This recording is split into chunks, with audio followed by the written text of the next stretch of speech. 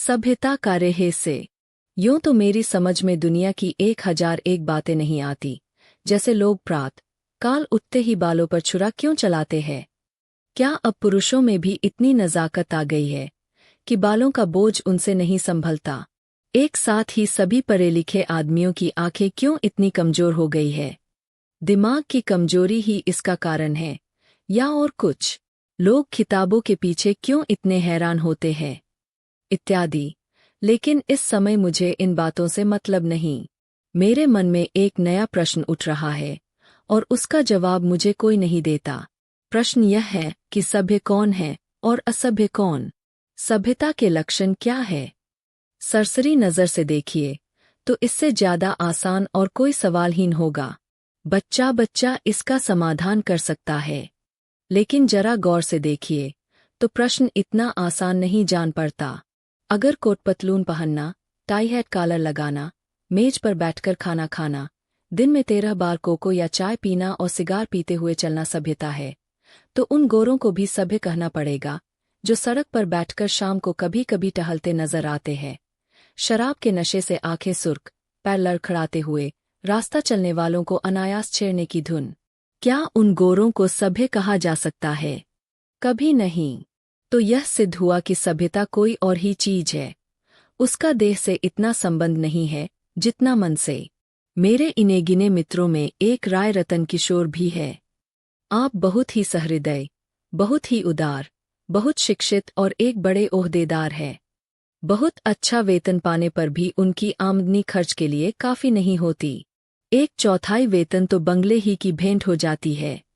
इसलिए आप बहुधा चिंतित रहते हैं। रिश्वत तो नहीं लेते, कम से कम मैं नहीं जानता, हालांकि कहने वाले कहते हैं। लेकिन इतना जानता हूं कि वह भत्ता बढ़ाने के लिए दौरे पर बहुत रहते हैं। यहां तक कि इसके लिए हर साल बजट की किसी दूसरे मद से रुपए निकालने पड़ते हैं। उनके अफसर कहते हैं, इतने दौरे क्यों करते हो? तो जवाब देते हैं, इस जिले का काम ही ऐसा है कि जब तक खूब दौरे न किए जाए रियाया शांत नहीं रह सकती। लेकिन मज़ा तो यह है कि राय साहब उतने दौरे वास्तव में नहीं करते जितने कि अपने रोजनामचे में लिखते हैं। उनके पड़ाव शहर से 50 मील पर होते हैं। खेमे वहाँ गड़े रहते हैं, कैंप के अमले वहाँ पड़े रहते हैं और राय साहब घर पर मित्रों के साथ गपशप करते रहते हैं। पर किसी की मजाल है कि राय साहब की नेकनीयती पर संदेह कर सके। उनके सभ्य पुरुष होने में किसी को शंका नहीं हो सकती। एक दिन मैं उनसे मिलने गया। उस समय वह अपने घसियारे दमड़ी को डांट रहे थे। दमड़ी रात दिन का नौकर था, लेकिन घर रोटी खाने जाया करता था। उसका घर थोड़ी ही दूर पर एक गांव में था। कल रात को किसी कारण से यहाँ न आ सका, इसलिए डांट पड़ रही थी। राय साहब, जब हम तुम्हें रात दिन के लिए रखे हुए हैं तो तुम घर पर क्यों रहे? कल के पैसे कट जाएंगे। दमड़ी, हजूर, एक मेहमान आ गए थे, इसी से न आ सका। राय साहब, तो कल के पैसे उसी मेहमान से लो। दमड़ी, सरकार, अब कभी ऐसी खता न होगी। राय साहब, बक बक मत करो। दमड़ी, हजूर। राय साहब, 2 रुपये जुर्माना। दमड़ी रोता चला गया। रोजा बख्शाने आया था, नमाज गले पर गई। 2 रुपये जुर्माना ठुक गया। खता यही थी कि बेचारा कसूर माफ कराना चाहता था। यह एक रात को गैरहाजिर होने की सजा थी। बेचारा दिन भर का काम कर चुका था, रात को यहाँ सोया न था, उसका दंड। और घर बैठे भत्ते उड़ाने वाले को कोई नहीं पूछता, कोई दंड नहीं देता। दंड तो मिले और ऐसा मिले कि जिंदगी भर याद रहे, पर पकड़ना तो मुश्किल है। दमड़ी भी अगर होशियार होता तो जरा रात रहे आकर कोठरी में सो जाता, फिर किसे खबर होती कि वह रात को कहाँ रहा। पर गरीब इतना चंट न था। दमड़ी के पास कुल 6 बिस्वे जमीन थी, पर इतने ही प्राणियों का खर्च भी था। उसके 2 लड़के, 2 लड़कियां और स्त्री सब खेती में लगे रहते थे, फिर भी पेट की रोटियां नहीं मैसर होती थीं। इतनी जमीन क्या सोना उगल देती? अगर सबके सब घर से निकल मजदूरी करने लगते तो आराम से रह सकते थे, लेकिन मौरूसी किसान मजदूर कहलाने का अपमान न सह सकता था। इस बदनामी से बचने के लिए 2 बैल बांध रखे थे। उसके वेतन का बड़ा भाग बैलों के दाने चारे ही में उड़ जाता था। ये सारी तकलीफें मंजूर थीं, पर खेती छोड़कर मजदूर बन जाना मंजूर न था। किसान की जो प्रतिष्ठा है, वह कहीं मजदूर की हो सकती है, चाहे वह रुपया रोज ही क्यों न कमाए। किसानी के साथ मजदूरी करना इतने अपमान की बात नहीं। द्वार पर बंधे हुए बैल उसकी मान रक्षा किया करते हैं, पर बैलों को बेचकर फिर कहाँ मुंह दिखलाने की जगह रह सकती है। एक दिन राय साहब उसे सर्दी से कांपते देखकर बोले, कपड़े क्यों नहीं बनवाता? कांप क्यों रहा है? दमड़ी, सरकार, पेट की रोटी तो पूरा ही नहीं पड़ती, कपड़े कहाँ से बनवाऊं? राय साहब, बैलों को बेच क्यों नहीं डालता? सैकड़ों बार समझा चुका, लेकिन न जाने क्यों इतनी मोटी सी बात तेरी समझ में नहीं आती। दमड़ी, सरकार, बिरादरी में कहीं मुंह दिखाने लायक न रहूंगा। लड़की की सगाई न हो पाएगी, टाट बाहर कर दिया जाऊंगा। राय साहब, इन्हीं हिमाकतों से तुम लोगों की यह दुर्गति हो रही है। ऐसे आदमियों पर दया करना भी पाप है। मेरी तरफ फिर कर, क्यों मुंशी जी, इस पागलपन का भी कोई इलाज है? जाड़ों मर रहे हैं, पर दरवाजे पर बैल जरूर बांधेंगे। मैंने कहा, जनाब, यह तो अपनी अपनी समझ है। राय साहब, ऐसी समझ को दूर से सलाम कीजिए। मेरे यहाँ कई पुश्तों से जन्माष्टमी का उत्सव मनाया जाता था। कई हजार रुपयों पर पानी फिर जाता था। गाना होता था, दावतें होती थीं, रिश्तेदारों को न्योते दिए जाते थे, गरीबों को कपड़े बांटे जाते थे। वालिद साहब के बाद पहले ही साल मैंने उत्सव बंद कर दिया। फायदा क्या? मुफ्त में 4-5 हजार की चपत खानी पड़ती थी। सारे कस्बे में वावेला मचा, आवाजें कसी गईं। किसी ने नास्तिक कहा, किसी ने ईसाई बनाया, लेकिन यहाँ इन बातों की क्या परवाह। आखिर थोड़े ही दिनों में सारा कोलाहल शांत हो गया। अजी, बड़ी दिल लगी थी। कस्बे में किसी के यहाँ शादी हो, लकड़ी मुझसे ले। पुश्तों से यह रस्म चली आती थी।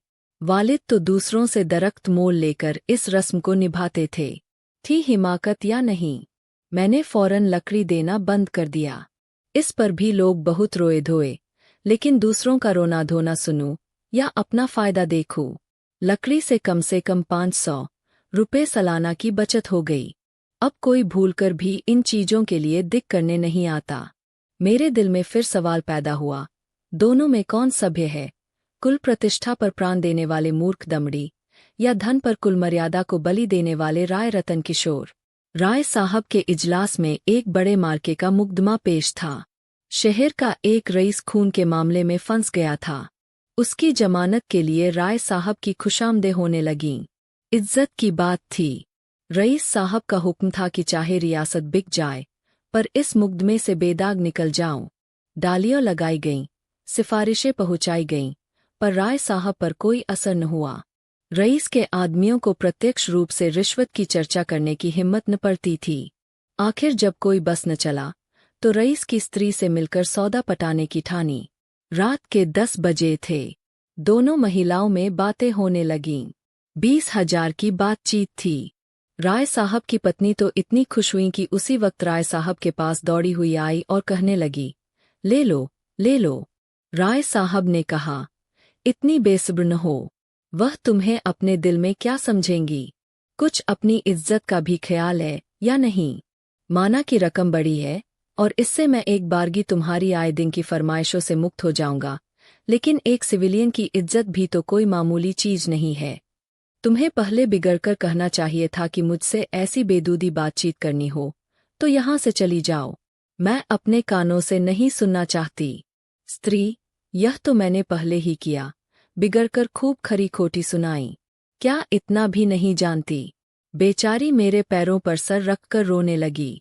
राय साहब, यह कहा था कि राय साहब से कहूंगी तो मुझे कच्चा ही चबा जाएंगे। यह कहते हुए राय साहब ने गदगद होकर पत्नी को गले लगा लिया।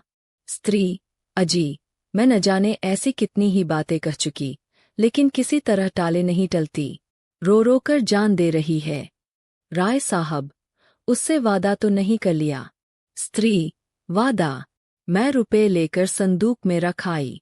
नोट थे। राय साहब, कितनी जबरदस्त अहमक हो, न मालूम ईश्वर तुम्हें कभी समझ भी देगा या नहीं। स्त्री, अब क्या देगा? देना होता तो दे न दी होती। राय साहब, हाँ, मालूम तो ऐसा ही होता है। मुझसे कहा तक नहीं और रुपए लेकर संदूक में दाखिल कर लिए। अगर किसी तरह बात खुल जाए तो कहीं का न रहूं। स्त्री: तो भाई, सोच लो, अगर कुछ गड़बड़ हो तो मैं जाकर रुपए लौटा दूं। राय साहब: फिर वही हिमाकत। अरे, अब तो जो कुछ होना था हो चुका। ईश्वर पर भरोसा करके जमानत लेनी पड़ेगी। लेकिन तुम्हारी हिमाकत में शक नहीं। जानती हो, यह सांप के मुंह में उंगली डालना है। यह भी जानती हो कि मुझे ऐसी बातों से कितनी नफरत है, फिर भी बेसब्र हो जाती हो। अब की बार तुम्हारी हिमाकत से मेरा व्रत टूट रहा है। मैंने दिल में ठान लिया था कि अब इस मामले में हाथ न डालूंगा, लेकिन तुम्हारी हिमाकत के मारे जब मेरी कुछ चलने भी पाए। स्त्री: मैं जाकर लौटाए देती हूँ। राय साहब: और मैं जाकर जहर खाए लेता हूँ। इधर तो स्त्री पुरुष में यह अभिनय हो रहा था, उधर दमड़ी उसी वक्त अपने गांव के मुखिया के खेत से ज्वार काट रहा था। आज वह रात भर की छुट्टी लेकर घर गया था। बैलों के लिए चारे का एक तिनका भी नहीं है। अभी वेतन मिलने में कई दिन की देर थी, मोल ले न सकता था। घर वालों ने दिन को कुछ घास छीलकर खिलाई तो थी, लेकिन ऊंट के मुंह में जीरा, उतनी घास से क्या हो सकता था। दोनों बैल भूखे खड़े थे। दमड़ी को देखते ही दोनों पूंछें खड़ी करके हुकारने लगे। जब वह पास गया तो दोनों उसकी हथेलियां चाटने लगे। बेचारा दमड़ी मन मसोस कर रह गया। सोचा, इस वक्त तो कुछ हो नहीं सकता, सवेरे किसी से कुछ उधार लेकर चारा लाऊंगा। लेकिन जब 11 बजे रात उसकी आंखें खुलीं, तो देखा कि दोनों बैल अभी तक नांद पर खड़े हैं। चांदनी रात थी। दमड़ी को जान पड़ा कि दोनों उसकी ओर उपेक्षा और याचना की दृष्टि से देख रहे हैं। उनकी क्षुधा वेदना देखकर उसकी आंखें सजल हो आईं। किसान को अपने बैल अपने लड़कों की तरह प्यारे होते हैं। वह उन्हें पशु नहीं, अपना मित्र और सहायक समझता। बैलों को भूखे खड़े देखकर नींद आंखों से भाग गई। कुछ सोचता हुआ उठा, हंसिया निकाली और चारे की फिक्र में चला। गांव के बाहर बाजरे और ज्वार के खेत खड़े थे। दमड़ी के हाथ कांपने लगे, लेकिन बैलों की याद ने उसे उत्तेजित कर दिया। चाहता तो कई बोझ काट सकता था, लेकिन वह चोरी करते हुए भी चोर न था। उसने केवल उतना ही चारा काटा जितना बैलों को रात भर के लिए काफी हो। सोचा, अगर किसी ने देख भी लिया तो उससे कह दूंगा, बैल भूखे थे इसलिए काट लिया। उसे विश्वास था कि थोड़े से चारे के लिए कोई मुझे पकड़ नहीं सकता। मैं कुछ बेचने के लिए तो काट नहीं रहा हूं, फिर ऐसा निर्दयी कौन है जो मुझे पकड़ ले। बहुत करेगा, अपने दाम ले लेगा। उसने बहुत सोचा। चारे का थोड़ा होना ही उसे चोरी के अपराध से बचाने को काफी था।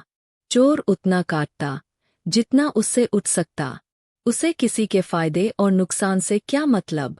गांव के लोग दमड़ी को चारा लिए जाते देखकर बिगड़ते जरूर, पर कोई चोरी के इल्जाम में न फंसाता। लेकिन संयोग से हल्के के थाने का सिपाही उधर जा निकला। वह पड़ोस के एक बनिए के यहाँ जुआ होने की खबर पाकर कुछ ऐंठने की टोह में आया था। दमड़ी को चारा सिर पर उठाते देखा तो संदेह हुआ। इतनी रात गए कौन चारा काटता है? हो न हो कोई चोरी से काट रहा है। डांटकर बोला, कौन चारा लिए जाता है?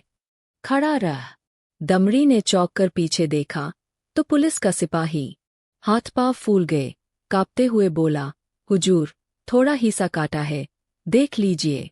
सिपाही, थोड़ा काटा हो या बहुत, यह तो चोरी। खेत किसका है? दमड़ी, बलदेव महतो का। सिपाही ने समझा था शिकार फंसा, इससे कुछ अनठंगा, लेकिन वहां क्या रखा था। पकड़कर गांव में लाया और जब वहां भी कुछ हत्थे चरता न दिखाई दिया तो थाने ले गया। थानेदार ने चालान कर दिया। मुकदमा राय साहब ही के इजलास में पेश किया। राय साहब ने दमड़ी को फंसे हुए देखा तो हमदर्दी के बदले कठोरता से काम लिया। बोले, यह मेरी बदनामी की बात है। तेरा क्या बिगड़ा? सालच, महीने की सजा हो जाएगी, शर्मिंदा तो मुझे होना पड़ रहा है। लोग यही तो कहते होंगे कि राय साहब के आदमी ऐसे बदमाश और चोर है। तू मेरा नौकर न होता तो मैं हल्की सजा देता, लेकिन तू मेरा नौकर है, इसलिए कड़ी से कड़ी सजा दूंगा। मैं यह नहीं सुन सकता कि राय साहब ने अपने नौकर के साथ रियायत की। यह कहकर राय साहब ने दमड़ी को 6 महीने की सख्त कैद का हुक्म सुना दिया। उसी दिन उन्होंने खून के मुकदमे में जमानत ले ली। मैंने दोनों वृत्तांत सुने और मेरे दिल में यह ख्याल और भी पक्का हो गया कि सभ्यता केवल हुनर के साथ हैप करने का नाम है। आप बुरे से बुरा काम करें, लेकिन अगर आप उस पर पर्दा डाल सकते हैं तो आप सभ्य हैं, सज्जन हैं, जेंटलमैन हैं।